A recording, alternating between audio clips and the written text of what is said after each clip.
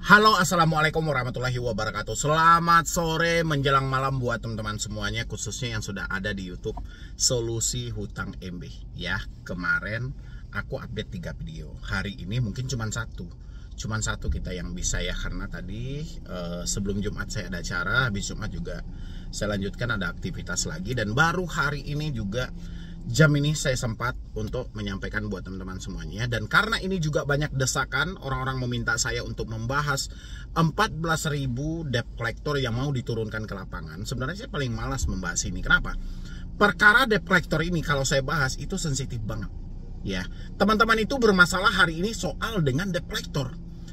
Ya, orang-orang mengalihkan masalah dengan debt collector. Padahal permasalahannya kan duit nggak ada, tapi dia tertumpu dengan ada debt collector atau tidak, datang atau tidak gitu. Tapi mau tak mau saya angkat ini dan saya luruskan berita-berita yang sudah beredar, yang mana ya kan ada 14.000 debt collector siap beraksi, itu kata AFVI. Ya, nggak apa-apa, buat teman-teman semuanya boleh disimak ini video ini sampai habis, dan jangan lupa juga untuk disupport, didukung juga channel ini supaya channel ini makin berkembang lagi. Karena saya yakin sebanyak-banyaknya Anda masuk ke sini, lebih banyak orang yang belum mengetahui bahwa ada konten-konten yang mengedukasi, memotivasi mereka untuk menyelamatkan mereka, supaya jangan terjadi tindakan-tindakan yang merugikan diri mereka sendiri, seperti mengakhiri hidup, lari dari rumah, dan berbagai macam versi lainnya. Itu dibutuhkan supportan dari teman-teman semuanya. Dan yang mau bergabung di dalam grup WhatsApp, silahkan tinggal klik tombol gabung yang ada di bawah nama channel. Silahkan. Anda boleh lihat di sini, saya cuman ambil kepala beritanya aja ya, nggak usah kita gonta-ganti tulisannya seperti apa, agak ribet juga nanti ya. Tidak bayar pinjol, ada 14.000 debt collector siap beraksi. Melihat judul beritanya aja udah stres, nggak karu-karuan Anda ini. Ya, melihat judul beritanya, melihat ininya, itu sudah mulai kayak gimana pemikiran Anda gitu ya. Tapi buat teman-teman semuanya, please banget, begitu saya bahas ini nanti, tolong ini diikutin sampai habis ya, karena ini demi Anda juga. Karena biasanya Anda itu nontonnya cuma setengah, habis itu buru-buru menyimpulkan, yang terjadi kesesatan dalam pemikiran.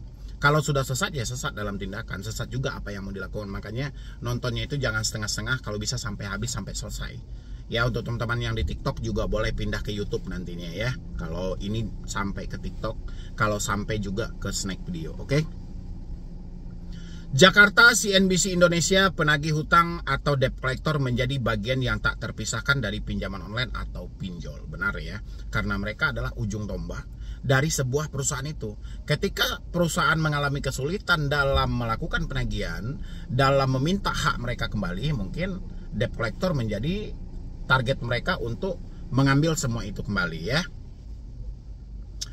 Habis itu, selain debt collector internal, perusahaan fintech P2P Lending juga memperkerjakan pihak ketiga. Berarti selain dari dalam, ada juga dari luar. Asosiasi Fintech Pendanaan Bersama Indonesia (AFVI) mencatat setidaknya sebanyak 14.000 orang tercatat sebagai penagih hutang pinjol. Sekretaris Jenderal AFVI Sunu Widyatmoko mengatakan pihaknya memastikan seluruh tenaga debt collector telah tersertifikasi. Oke, berarti dia memastikan sebanyak 14.000 ini telah bersertifikasi ya. Sudah melalui tahapan pelatihan, sudah melalui uji coba, sudah melalui semuanya lah gitu loh ya. Makanya mereka diberikan sertifikat gitu ya.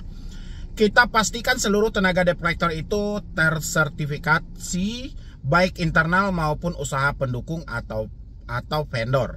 Sampai saat ini jumlah tenaga debt collector yang sudah terverifikasi itu 14.000, ujar Sunu dalam konferensi fair Ada Kami yang diadakan di Jakarta Jumat 22 September 2023, bulan 9 ini ya.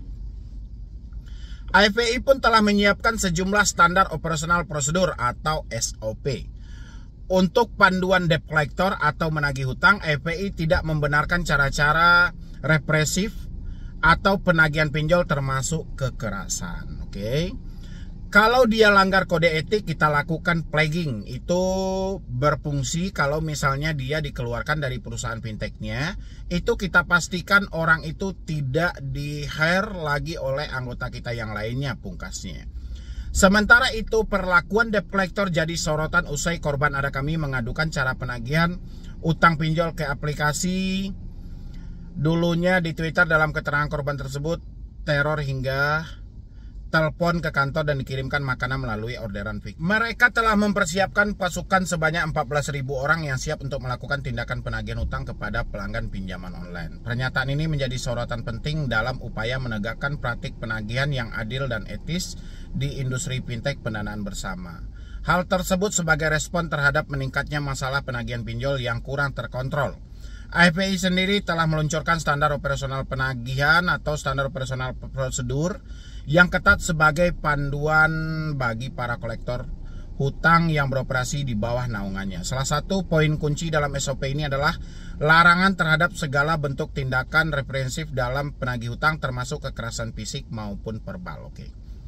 Saya nggak peduli mau 14.000 orang, mau 100.000 orang, mau 1 juta orang yang dilancarkan menjadi penagih hutang yang embel-embelnya bersertifikasi, yang jelas prakteknya diawasi nggak di lapangan. Ya, ini kan dia sudah bilang ini dilarang menggunakan kekerasan fisik maupun verbal. Mereka memantaunya seperti apa sih? Larangan ini kan juga sudah dikeluarkan oleh OJK. Ada 3 larangan yang tidak boleh dilakukan oleh debt collector. Dilarang menagih menggunakan ancaman, dilarang menagih yang sifatnya mempermalukan, dilarang menagih dengan menggunakan tekanan fisik maupun verbal. Sekarang cara praktek di lapangan bagaimana gitu loh. Udah nggak usah saya lanjutin ini ya. Cara prakteknya gimana gitu loh. Kalau AFPI enak tinggal ngomong, ini sudah bersertifikat. Sertifikat itu buat apa? Giliran ditanya di lapangan, ada IDKAR nggak? Ada surat kuasa nggak? Ada sertifikat profesi penagihan nggak? Ada, jawab debt collector ada. Tapi ada ancaman, ada tekanan. Begitu kami tunjukkan, Anda bayar ya. Sah nggak kayak gitu? Cocok nggak kayak gitu? Apakah seperti itu yang diajarkan oleh AFPI? Ya, itu berdasarkan yang ditemui di lapangan saja. Belum lagi tindakan-tindakan yang di luar dari jalur yang ada. Menagih menggunakan ancaman. Ingat, data Anda lengkap sama kami. Sampai jam sekian sore tidak Anda lakukan pembayaran, kami akan hubungi si A. Kami akan hubungi kontak. Kami akan hubungi pihak kantor. Ancaman apa bukan? Diawasi atau tidak hal-hal seperti ini? Ya, kebanyakan pinjol-pinjol legal sudah tidak lagi menyebutkan nama aplikasi. Kayak mana AFPI mengkontrol hal ini? Kalau misalnya itu terjadi di lapangan. Atau AFPI lebih melimpahkan ke masyarakat saja. Atau lebih melimpahkan kepada si debeturnya saja. Kalau menemui penyimpangan terjadi di lapangan dengan versi penagihan tidak sesuai dengan SOP, apakah semua debetur layak untuk berhenti bayar? Selamanya? Ini juga harus jelas. Jangan hanya sebatas himbauan. Jangan hanya sebatas pernyataan yang sifatnya nggak jelas juga gitu loh. Pernyataan hanya ada di kantor. Ada 14.000 debt collector kami sudah bersertifikasi. Ya, sudah ada sertifikatnya, sudah melalui tahap pelatihannya, sudah standar operasional prosedur. Tapi praktek di lapangannya liar. Ya, masyarakat mengetahui, debetur merasakan kemana mau dilapor.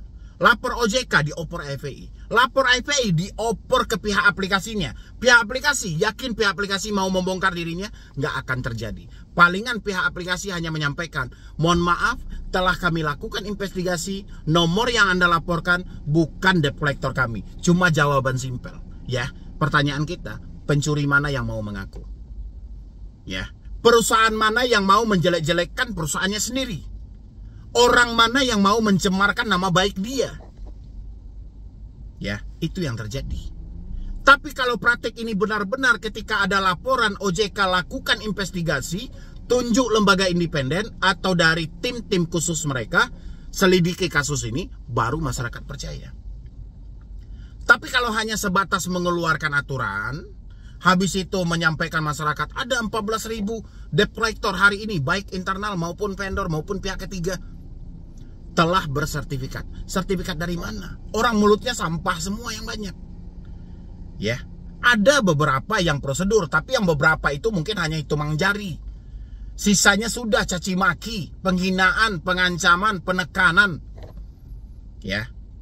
Kalau di kantor memang diakui tidak. Di lapangan prakteknya terjadi di lapangan, bukan di perusahaan mereka. Inilah yang ditutup-tutupi. Benar atau tidak buat teman-teman semuanya? Siapa yang sudah pernah melaporkan tentang kejamnya pinjol legal dalam menagih, dilaporkan ke OJK, dioper ke IPI, IPI dioper ke pihak aplikasinya langsung? Siapa? Dan dari aplikasi mana? Kira-kira apa jawaban dari aplikasi itu? Kan nggak diakui mereka. Mereka selalu berdalih bahwa pinjol mereka, debt collector mereka selalu SOP. Jadi apapun laporan Anda dianggap sampah, nggak berguna sama sekali. Pernah atau tidak teman-teman semuanya merasakan hal itu? Ya, makanya saya bilangin, nggak usah khawatir dengan debt collector seperti ini. Justru bagus juga dengan adanya konfirmasi yang seperti ini, bahwasanya IPI menyampaikan debt collector kami telah bersertifikasi, dilarang melakukan penagihan dengan ancaman fisik maupun verbal. Kalau prakteknya Anda temukan di lapangan, Anda simpan buktinya, cari tahu nama aplikasinya, berhenti bayar selamanya di aplikasi itu. Ya, cuman kayak gitu bisanya kita. Kalau kita lapor sana, lapor sini, lapor sana, lapor sini, nggak akan terbongkar. Selalu ditutupin rapat-rapat. Kan saya bilang, nggak ada orang yang mau mencemarkan nama baik dia langsung. Walaupun dia bersalah, pasti dia berkilah. Ya, pasti dia mencari kesana, kesini, kesana, kesini. Nggak mau. Kapan waktunya dia jujur? Begitu terdesak, baru orang-orang mau membongkar. Tapi kalau nggak terdesak nggak mau. Selama ini OJK lebih mempercayai kepada aplikasi masing-masing. Mana mau aplikasi menjelekkan nama dia sendiri.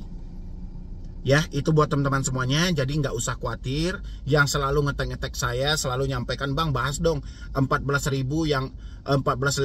debt collector yang diserahkan ke lapangan, yang saat ini diadakan oleh IPI. Nggak usah khawatir. Ya, 100.000 pun nggak ada masalah. Ya kan, sekarang kan sudah jelas dilarang menggunakan ancaman, tekanan fisik maupun verbal. Kalau Anda temukan di lapangan yang seperti itu, ada penyimpangan, berhenti bayar selamanya. Itu aja pesan saya. Berhenti bayar selamanya. Ya, itu pesan saya buat teman-teman semuanya. Jadi terserah mau 14.000, mau 100.000, mau 1 juta debt collector, itu terserah. Hari ini Anda tidak mampu bayar, bukan tidak mau bayar. Ya, ketika tidak mampu, jangan pernah membayar hutang dengan gali lubang tutup lubang. Lebih baik gagal bayar pinjol daripada gali lubang tutup lubang, jual-jual aset, mencicil, memperpanjang, tidak melunasi hutang yang ada. Ya, sisanya cernalah dengan baik-baik di dalam pemikiran teman-teman masing-masing. Mau Anda keluar atau tidak dari jeratan ini, tergantung bagaimana diri Anda memaksa Anda untuk keluar dari semua ini. Ya, kalau Anda tetap berada di posisi ini, Anda tahan dengan kepanikan yang ada, ya siap-siap aja kesetresan. Tapi paksa diri Anda untuk keluar dari masa sulit ini. Ya, dengan cara apa Bang? Stop ketakutan yang Anda rasakan dalam pemikiran Anda selama ini. Galbay pinjol cuma satu risikonya, BI checking. Sisa dari itu nggak ada. Dan tidak semua P2P juga yang sudah mempunyai akses ke Slick OJK. Ya, mereka hanya mempunyai akses sebagian itu ada ke Fintech Data Center dan Pusat Data Fintech Lending. Ya, mungkin dari saya cuma itu aja. Sisanya yang mau bergabung di grup WhatsApp silahkan klik tombol gabung yang ada di bawah nama channel. Nanti kita diskusi lagi yang lebih intens lagi, lebih eksplisit lagi, lebih jelas lagi bagaimana untuk keluar dari semua ini. Ya, jadi sekian dulu dari saya, Medi Broni. Wassalam.